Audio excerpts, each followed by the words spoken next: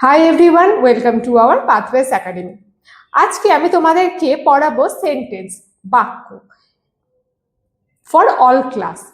Sentence বা বাক্য এবং তার অংশ। তো আজকে আমাদের এখান থেকে কি কি বিষয়গুলো পড়বো। প্রথমেই আমরা জানবো যে ওয়ার্ড কাকে বলে বা ওয়ার্ডটা কি। তারপরে আমরা জানবো সেন্টেন্স কি। তারপরে আমরা যে সেন্টেন্স বানাবো বা আমরা সেন্টেন্সে যে কথা বলি সেইগুলো বানানোর কি কি শর্ত আছে, এবং লাস্ট সেন্টেন্সকে কয় ভাগে ভাগ করা হয় এবং কি। তো প্রথমে আসি যে ওয়ার্ড বা শব্দটা কি। তো আমরা যে কথা বলি বা আমরা যখন কিছু লিখি তখন আমরা একটা ছোট ছোট ছোট ছোট শব্দের তো প্রয়োগ করি। এই যে আমি এখন তোমাদের সাথে কথা বলছি, তো আমি এই যে কথাটা বলছি, তো এটার মধ্যে ছোট ছোট শব্দ আছে। শব্দগুলো তো আমি বলছি, সেই জন্যই একটা পুরোপুরি একটা বাক্য তৈরি হয়ে তো আমি তোমাদের সাথে কথা বলছি। তো এই শব্দগুলো কি করে আসছে বা এই ওয়ার্ডগুলো কিভাবে তোমাদের সামনে আসছে সেটাই আমরা চলো দেখে নিই। এখানে বলছে যখন কিছু লেটার্স, লেটার্স কি A B C D E F G, তাই না, এ থেকে জেড পর্যন্ত প্রত্যেকটাকে আমরা কি বলি, লেটার্স বলি। যখন এই কিছু কিছু লেটার্স পরস্পর বসে একটা অর্থ প্রকাশ করছে, এটার ওয়ার্ড বানানোর একটা চরমতম শর্ত হচ্ছে যে প্রত্যেকটা লেটার্স পাশাপাশি বসবে। শুধু পাশাপাশি বসলেই হবে না, তার একটা অর্থ থাকতে হবে, একটা মিনিং থাকতে হবে, তবেই তাকে আমরা শব্দ বা ওয়ার্ড বলবো। যেমন কি দেখো, সি, এ, টি, এটা আমরা আলাদা আলাদা লেটার, সি একটা লেটার, এ একটা লেটার, টি একটা লেটার, এই লেটারগুলোকে আমি পাশাপাশি বসিয়েছি। এবার সি এ টি কি হচ্ছে, ক্যাট হচ্ছে। তো ক্যাটটা অবশ্যই একটা ওয়ার্ড আমরা বলবো, কারণ এটার একটা মিনিংফুল আছে। ক্যাট মানে কি, ক্যাট মানে হচ্ছে বিড়াল। তো কিন্তু আমি যদি এখানে লিখি যে টি সি এ, আমি তো এখানেও তিনটে, দেখো যে টি লিখলাম, সি লিখলাম, এ লিখলাম, এটা তিনটেও তো এক একটা লেটার। আমি তো বলতে পারি টি একটা লেটার, সি একটা লেটার, এ একটা লেটার, এটা তো এক একটা লেটার। কিন্তু যখন আমরা এই তিনটে লেটারকে একসাথে বসাচ্ছি তাহলেও তো আমরা শব্দ বলতেই পারি, তাই না। কিন্তু এখানে টিএসি, এটার কোনো মিনিং নেই, এটার কোনো অর্থ নেই, তাই না। তো এটাকে আমরা ওয়ার্ড বলতে পারি না। টিএস টিসিএ, এটার কোনো উচ্চারণও নেই, এটার কোনো মিনিংও নেই। তারপরে দেখো mango, M A N G O, এগুলো আলাদা আলাদা লেটার। এই লেটারগুলো আমি একসাথে বসিয়েছি, বসিয়ে অবশ্যই একটা অর্থ তৈরি হচ্ছে। তাহলে অর্থ, ম্যাঙ্গো মানে কি, আম। তাহলে এই যে আমরা একটা ওয়ার্ড তৈরি করলাম, তাহলে ওয়ার্ড বা শব্দ তৈরি করার একটা শর্ত কি, যে শুধু লেটারগুলোকে পাশাপাশি সাজালেই হবে না, সেইগুলোর একটা অর্থ থাকতে হবে, একটা মিনিং থাকতে হবে। বোঝাতে পারলাম। এরপরে আসি আমরা সেন্টেন্স বা বাক্য কাকে বলে। তাহলে ওয়ার্ড আমাদের কাছে ক্লিয়ার। এবার দেখো কি বলছে সেন্টেন্সে, যখন এক বা একাধিক ওয়ার্ড পাশাপাশি বসে অর্থ তৈরি করে বা মনের ভাব বোঝায়। ছোট ছোট ছোট ছোট প্রথমে আমরা ওয়ার্ড তৈরি করলাম, সেই ওয়ার্ডগুলোকে যখন আমি পাশাপাশি বসাবো, পাশাপাশি বসে একটা অর্থ তৈরি করবে, বা আমরা কি বলতে চাইছি সেটার উপরে আমাদের মনের ভাবটা প্রকাশ করবে। এই যে আমি যে তোমাদেরকে কিছু বলছি, ঠিক আছে, এবার আমার বলা কথাগুলো যদি আমি তোমাদেরকে বোঝাতেই না পারি, তাহলে সেটা তো সেন্টেন্স হলো না। আমি যে কথা বলছি তোমরা বুঝতে পারছো, তো এটাই হচ্ছে সেন্টেন্স বা বাক্য। আমি তো ছোট ছোট ওয়ার্ডগুলোই একসাথে জড়ো করে নিয়ে তারপরেই আমি আমার বাকযন্ত্রের সাহায্যে তোমাদের সাথে কথা বলছি, তাই না। তো সেটাই হচ্ছে বাক্য বা সেন্টেন্স। তো দেখি কি বলছে, যে উদাহরণ, I go to school. I একটা ওয়ার্ড, গো একটা ওয়ার্ড, টু একটা ওয়ার্ড, স্কুল একটা ওয়ার্ড। আমি একটা বাক্য, বিদ্যালয়ে একটা বাক্য, যাই একটা বাক্য। তাহলে এইগুলো আই গো টু স্কুল, এই শব্দগুলো বা এই ওয়ার্ডগুলো যখন আমি পরস্পর বসালাম এবং বসিয়ে অবশ্যই একটা অর্থ তৈরি হলো। কি অর্থ তৈরি হলো? আমি বিদ্যালয়ে যাই, এটা একটা অর্থ হচ্ছে, তাহলে এটাকেই আমরা বাক্য বলবো। তারপরে দেখো আই ইট রাইস, তো এই আলাদা আলাদা শব্দগুলো যখন আমি পাশাপাশি বসালাম এবং এটার অর্থ আমরা কি বের হচ্ছে, আমি ভাত খাই, তাহলে এটাও হচ্ছে বাক্য বা সেন্টেন্স আমি বলতে পারি এগুলোকে। আর একটা জিনিস দেখো, যদি আমি লিখি গো স্কুল, স্কুল যাও, তাহলে এটা কি কোনো বাক্য হলো? বা পরেরটা দেখো আই টু রাইস ইট, এখানেও তো আমি আলাদা আলাদা ওয়ার্ডগুলোকে পাশাপাশি বসালাম, তাহলে এটাও তো আমি সেন্টেন্স বলতেই পারি। তোমাদের কি মনে হয় যে আই টু রাইস ইট, আমি প্রথমেই বললাম যে যখন আমি সংজ্ঞাটা বলছি বা ডেফিনেশনটা বলছি তখন কি বলছি যে এক বা একাধিক ওয়ার্ড পাশাপাশি বসাতে হবে। তো এখানেও তো আমাদের আই টু রাইস ইট, এগুলো আলাদা আলাদা ওয়ার্ডগুলো আমি পাশাপাশি বসালাম, তাহলে এটাও তো সেন্টেন্স। কিন্তু এখানে একটা কি হচ্ছে যে এইটার কোনো মিনিং হচ্ছে না, কোনো অর্থ আমি কিন্তু বুঝতে পারছি না, তাই না? তো এই বাক্যগুলোকে যদি আমি এইভাবে লিখি তাহলে তার সত্যি কি কোনো অর্থ প্রকাশ হচ্ছে না, সেই জন্য এগুলোকে আমরা সেন্টেন্স বলতে পারি না।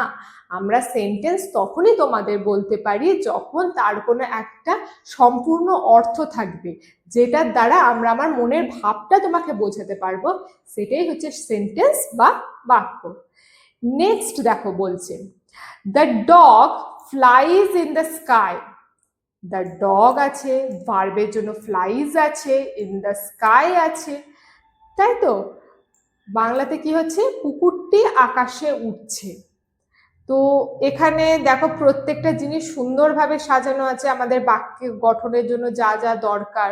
হ্যাঁ, আর্টিকেলস আছে, নাউন আছে, ভার্বস আছে, অ্যাডজেক্টিভ আছে, সবকিছু আছে, প্রিপোজিশন আছে। তো এটাকে বাংলা করলে কি হচ্ছে? কুকুরটি আকাশে উঠছে। নেক্সটে কি আছে? ফায়ার বার্নস দ্য পন্ড, আগুন পুকুরকে পুড়াচ্ছে। দুটোতেই আমাদের সেন্টেন্স বানানোর জন্য যে যে ক্রাইটেরিয়া, যে যে শর্ত প্রয়োজন সব কিছুই কিন্তু আছে। কিন্তু এটার মানেটা কি বলছে? যে প্রথমটাই বলছে যে কুকুর আকাশে ওড়ে এবং আগুন কুকুরকে পোড়াচ্ছে। সত্যিই কি তাই? সত্যি কি এরকম ঘটে যে কুকুর আকাশে উঠছে, একটা আগুন গোটা একটা পুকুরকে পুড়িয়ে দিচ্ছে? হয় না তো, তাই না? এখানে যেটা বলার বিষয় যে এই বাক্যগুলো ব্যাকরণগতভাবে সঠিক থাকলেও এটি কিন্তু বাস্তবে কোনো অর্থ প্রকাশ করছে না। হতে পারে এটাতে সমস্ত ভার্ব ঠিক, নাউন ঠিক, অ্যাডজেক্টিভ ঠিক, প্রোনাউন্স ঠিক, সব ঠিক, কিন্তু এটাতে কোনো অর্থ বহন করছে না। বাস্তবে তো সত্যি কুকুর আকাশে উঠতে পারে না, বাস্তবে কোনোদিনই একটা আগুন একটা গোটা কুকুরকে পুড়িয়ে ফেলতে পারে না, তাই না? তাহলে এখানে আমাদের সমস্ত ক্রাইটেরিয়া ফুলফিল হলেও এটাতে আমরা সেন্টেন্স বলতে পারি না, এটা কোনো সেন্টেন্স নয়, কারণ এটা কোনো বাস্তব অর্থ গ্রহণ করছে না।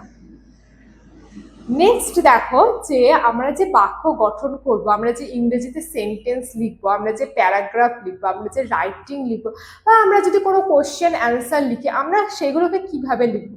সেন্টেন্সের ওপরেই তো লিখবো যে how are you, I am fine. এই যে একটা কোশ্চেন করলাম, হাউ আর ইউ, তোমরা কেমন আছো? আই অ্যাম ফাইন, আমি ভালো আছি, তাই তো? এই যে আমি কোশ্চেন করলাম, তার অ্যান্সার দিলাম, এগুলো কিসের উপর দিচ্ছি? এগুলো তো একটা বাক্যের উপর দিচ্ছি, সেন্টেন্সের উপর আমি একটা সেন্টেন্স সাজালাম এবং তারপরে তোমাদেরকে কোশ্চেন করলাম, তারপরে তোমরাও আমাকে অ্যান্সার দিলে। তো এই যে বাক্য আমরা গঠন করছি, এই বাক্য গঠনের জন্য যে এক শর্ত, সেই শর্তগুলো কি? প্রথম শর্তটা দেখো বলছে প্রত্যেকটি বাক্য গঠনের একটি কর্তা থাকবে। কর্তা ছাড়া কোনো বাক্য গঠন হয় না। কর্তাটা কি? আমি যখন কোনো কথা বলবো নিশ্চয়ই কাউকে সম্বোধন করে বলবো, বা কাউরির ব্যাপারে কোনো কথা বলবো, সেটা বস্তু হতে পারে, সেটা ব্যক্তি হতে পারে, সেটা কোনো প্রাণী হতে পারে, গাছ হতে পারে, পাহাড় হতে পারে, পর্বত হতে পারে, যে কোনো কিছু হতে পারে। তো আমি যাকে উদ্দেশ্য করে কথাটা বলবো সেটাই হচ্ছে কর্তা। তো আমি যখন কোনো কথা বলবো, সেই কথা, এই যে আমি এখন তোমাদেরকে পড়াচ্ছি, এটা আমার উদ্দেশ্য কি, যে আমি তোমাদেরকে সেন্টেন্স পড়াচ্ছি, তাই না? তো এখানে কর্তা কি, আমি যে পড়াচ্ছি, আমি কি বিষয় নিয়ে পড়াচ্ছি তোমাদেরকে, এটাই হচ্ছে কর্তা। সেকেন্ড কি বলেছে, যে ভার্ব বা ক্রিয়া থাকতে হবে, কোনো কাজ করা থাকতে পারে, যে ডু ভার্ব থাকতে হবে বা বি ভার্ব থাকতে হবে, কোনো ভার্ব তোমাদেরকে থাকতেই হবে। বাক্য গঠনের জন্য ক্রিয়াপদ থাকা জরুরি, তবে কোনো কোনো ক্ষেত্রে ভার্ব থাকে না, ঠিক আছে। তারপরে বলেছে প্রত্যেকটি সেন্টেন্স বাস্তবসম্মত অর্থ থাকতে হবে। আগেই বললাম যে the dog flies in the sky, কুকুর আকাশে উড়ছে। তো এটা সব ঠিক আছে, সেন্টেন্স যেভাবে বানানো হয় সেটাই আছে, কিন্তু এটার কোনো বাস্তব অর্থ নেই, কারণ সত্যিই তো কুকুর আকাশে উঠতে পারে না, তাই না? তো এটার কোনো বাস্তব অর্থ নেই, কিন্তু সেন্টেন্স বানাতে গেলে অবশ্যই বাস্তব অর্থটা থাকতেই হবে। 4 নম্বর কি আছে, যে সেন্টেন্সের শুরুতে ওয়ার্ডটা সবসময়, ওয়ার্ডের ফার্স্ট লেটারটা সবসময় ক্যাপিটাল লেটারের হতে হবে। দেখো আমি যখন সেন্টেন্স এই বানানটা লিখেছি তখন ফার্স্ট লেটারটা আমি কিন্তু ক্যাপিটালে দিয়েছি, বা আমি যখন এখানটা করে লিখেছে কন্ডিশন অফ মেকিং সেন্টেন্স, যে পয়েন্টটা করেছি সিটা দেখো আমি ক্যাপিটাল লেটারে দিয়েছি। তাহলে বাক্য গঠনের একটা প্রধান শর্ত কি, যখন তুমি বাক্য লিখবে তখন প্রথম ওয়ার্ডের প্রথম লেটারটা অবশ্যই ক্যাপিটাল লেটারে হবে। এবং 5 নম্বর শর্ত কি, যে সেন্টেন্স শেষ হলে, যখন তুমি একটা সেন্টেন্স কমপ্লিট করবে তখন সেখানে ফুল স্টপ দিতে হবে। যদি সেটা স্টেটমেন্ট হয় তাহলে সেটাতে ফুল স্টপ দিতে হবে। যদি কোনো কোশ্চেন করা হয় তাহলে তার পাশে কোশ্চেন মার্ক দিতে হবে। তাহলে যখন তুমি কোনো কথা বলছো, যখন তুমি কাউকে কিছু জিজ্ঞেস করছো, বা কোনো সেন্টেন্স তুমি খাতাতে লিখছো, সেন্টেন্সটা কি ধরনের সেন্টেন্স হবে, কোনো স্টেটমেন্ট বলছো, কোনো কথা কাউকে বলছো, কোনো রিকোয়েস্ট করছো, না কাউকে কোনো কোশ্চেন করছো, সেই অনুযায়ী তার পাশে ফুল স্টপ, কোশ্চেন মার্ক এগুলো বসবে। তারপরে দেখো পার্টস অফ সেন্টেন্স, যে সেন্টেন্সের অংশ, সেন্টেন্সকে আমরা কটা ভাগে ভাগ করছি। প্রধানত সেন্টেন্সকে আমরা দুটো ভাগে ভাগ করে থাকি, একটা হচ্ছে সাবজেক্ট বা উদ্দেশ্য, আর একটা হচ্ছে প্রেডিকেট বা বিধেয়। তো সাবজেক্ট বা উদ্দেশ্য কি, আমরা যখন সেন্টেন্সে কথা বলবো, আমরা যখন বাক্য দিয়ে কথা বলছি, তখন অবশ্যই আমাদের বাক্য গঠনের শর্ততে ছিল যে একটা কর্তা থাকতে হবে, যে কাকে সম্বোধন করে আমি কথাটা বলছি। যে আমি তোমাদেরকে ধরো একটা কিছু বোঝাচ্ছি, বা তোমাকে নিয়ে আমি যদি কিছু একটা বলি, তাহলে তুমি হচ্ছে আমার কর্তা, তোমার ব্যাপারে আমি কথা বলছি, তাই তো? তো এটা একটু ডেফিনেশনটা বললে দেখবে আরেকটু ক্লিয়ার হবে। বলছে যে বাক্যে যার সম্বন্ধে কিছু বলা হয়ে থাকে তাকে সাবজেক্ট বা উদ্দেশ্য বলে। আমি তোমাদেরকে বাঘ নিয়ে কিছু বলছি, হ্যাঁ, বাঘ সম্বন্ধে কিছু বলছি, একটা ওয়ার্ডে বা একটা সেন্টেন্সে আমি বাঘ সম্বন্ধে তোমাদেরকে কিছু বলছি। এবার এই আমি কাকে নিয়ে কথা বলছি, আমি বাঘকে নিয়ে কথা বলছি, তাহলে বাঘটা সেই সেন্টেন্সের উদ্দেশ্য, তাই তো? অর্থাৎ সাবজেক্টই সেন্টেন্সের কর্তা, সাবজেক্ট আমি যাকে নিয়ে কথা বলছি সেটাই সাবজেক্ট, এবং সেটাই হচ্ছে সেন্টেন্সের কর্তা, উদ্দেশ্যটাই কর্তা। একটা ইম্পর্টেন্ট জিনিস মনে রাখবে, যে উদ্দেশ্যের সাবজেক্টটা সবসময় সেন্টেন্সের আগে বসবে। সাপোজ এখানটা করে দেখো, আমি একটা উদাহরণ দিয়েছি, the pink rose is very nice, the pink rose is very nice. The pink রোজ, এইটা আমি কার সম্পর্কে, এই সেন্টেন্সে আমি কার সম্পর্কে কথা বলেছি, দ্য পিঙ্ক রোজ, তাহলে এখানকার সাবজেক্ট কি হবে, দ্য পিঙ্ক রোজ, এটাই তো আমাদের সাবজেক্ট হবে, তাই না? তো আমি কার সম্বন্ধে কথা বলছি, দ্য পিঙ্ক রোজের সম্বন্ধে কথা বলছি। কি কথা বলছি, যে ইট ইজ ভেরি নাইস, সে খুব সুন্দর, তাই তো? তো দ্য পিঙ্ক রোজটা হয়ে যাবে সাবজেক্ট। তো আমরা এটাই বলতে চাইছি যে যখন কোনো সেন্টেন্সে যার সম্বন্ধ নিয়ে আমি কথা বলবো, যাকে উদ্দেশ্য করে আমি কথা বলবো, সেটাই হচ্ছে সাবজেক্ট। আমি যদি বলি ধরো the girl is going to the school, তাহলে আমি এখানে কার সাথে কাকে নিয়ে কথা বলছি? দ্য গার্লকে নিয়ে কথা বলছি। সে কি করছে? সে স্কুলে যাচ্ছে, গোয়িং টু দ্য স্কুল, তাই তো? তো আমি এই সেন্টেন্সে যাকে নিয়ে কথা বললাম, দ্য গার্লকে নিয়ে, সে হচ্ছে সাবজেক্ট, এবং সেই গার্লের সম্বন্ধে আমি যেটা বললাম সেটা হচ্ছে প্রেডিকেট বা বিধেয়।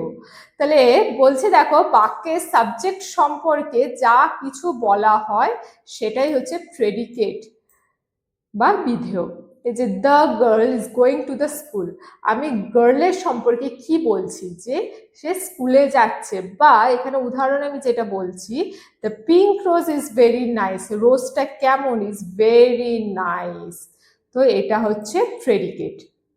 তো আমরা যখন বাক্যে কর্তার সম্বন্ধে, সাবজেক্টের সম্বন্ধে যে কোনো কিছু, আমি যদি বলি যে একটি দেওয়াল খুব লম্বা, দেওয়ালটা কেমন? দেওয়াল, এখানে এটা হচ্ছে সাবজেক্ট। আমি কার সম্বন্ধে বলছি? দেওয়াল সম্পর্কে বলছি। দেওয়ালটা হচ্ছে খুব লম্বা, দেওয়ালের সম্পর্কে কি বলছি? যে দেওয়ালটা লম্বা। বা ধরো আমি যদি বলি যে দ্য কার ইজ রেড, গাড়িটি হয় লাল, তাহলে আমি এখানে কার সম্পর্কে কথা বলছি? গাড়ির সম্পর্কে কথা বলছি। তা কারটা কেমন? ইজ রেড, হয় লাল। তাহলে আমি গাড়ির সম্বন্ধে কি বলছি? যে গাড়িটা হয় লাল। তাহলে গাড়িটা হচ্ছে সাবজেক্ট, আর হয় লাল মানে গাড়িটার সম্বন্ধে যেটা বলছি সেটা হচ্ছে প্রেডিকেট। তোমাদের যদি এই টপিকটা ভালো লেগে থাকে তাহলে আমাদের ইউটিউব চ্যানেল পাথওয়েজ একাডেমিকে সাবস্ক্রাইব করো এবং আমাদের পাশে থেকো, এবং আমাদের ফেসবুক পেজ দ্য পাথওয়েজ একাডেমিকে ফলো করতে ভুলো না। থ্যাংক